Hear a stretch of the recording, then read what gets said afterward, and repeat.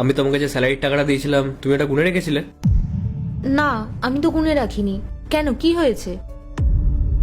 এখানে 10,000 টাকা কম আছে। 10,000 টাকা তুমি গুনে রাখোনি? আমি যখন তোমাকে টাকাটা দিয়েছিলাম তখন এখানে পুরো টাকাটাই ছিল। এতগুলো টাকা কোথায় গেল? ঠিক আছে ছাড়ো, এ নাও 500 টাকা। মেঘা শ্বশুর বাড়ি যাচ্ছে, ওকে এই টাকাটা দিও। দাদা, বৌদি, আমি আসলাম। ঠিক আছে। আচ্ছা তুই একটা কাজ কর না, আমি তো অফিসে যাচ্ছি, আমি যাওয়ার সময় তোকে পৌঁছে দেবো। চ। হুম। হুম। কি হয়েছে বৌদি? না রে, কিছু না। আসলে কালও স্যালারি পেয়েছিল, তার মধ্যে থেকে 10,000 টাকাও খুঁজে পাচ্ছে না। কি জানি কোথাও রেখে হয়তো ভুলে গেছে। যাই হোক, তুই এসব নিয়ে চিন্তা করিস না, ঠিক টাকাটাও পেয়ে যাবে। এই নে, এই টাকাটা ধর। এটার কি দরকার ছিল? তোমার আর দাদার থেকে আমি কত ভালোবাসা পাই, ওটাই আমার জন্য যথেষ্ট। দেখ, হতে পারে আমার আর তোর সম্পর্কটা ননদ বৌদির, কিন্তু আমি তোকে সবসময় নিজের ছোট বোনের মতো ভাবি। তুই টাকাটা রেখে দে।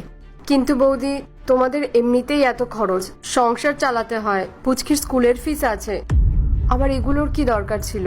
আচ্ছা তুই আমাকে একটা কথা বলতো, তুই যদি রাহুলের বোন না হয়ে ভাই হতিস, তাহলে সম্পত্তির অর্ধেক ভাগ তো তোরও হতো।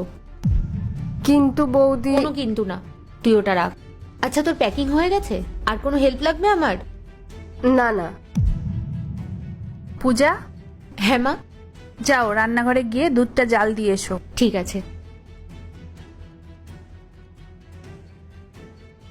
এই নে, টাকাটা রাখ। এটা কি মা? 10,000 টাকা আছে, রেখে দে, তোর কাজে লেগে যাবে।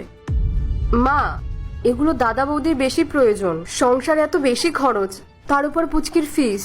আরে তুই চিন্তা করছিস কেন? এবাড়ির খরচা ঠিক চলে যাবে। তুই এবাড়ির মেয়ে না?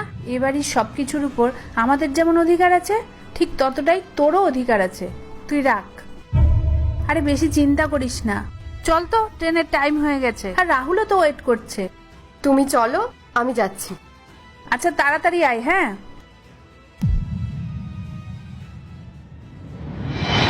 দেখ, হতে পারে আমার আর তোর সম্পর্কটা ননদ বৌদির, কিন্তু আমি তোকে সবসময় নিজের ছোট বোনের মতো ভাবি। তুই টাকাটা রেখে দে।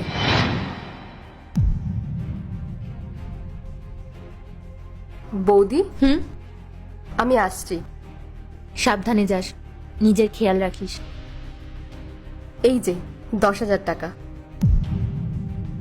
সোফার নিচে আমার কানেরটা পড়ে গেছিল, ওখানে গিয়েই দেখলাম যে 10,000 টাকাটা ছিল, তাই ভাবলাম তোমাকে দিয়ে দিই। এটা কি মা?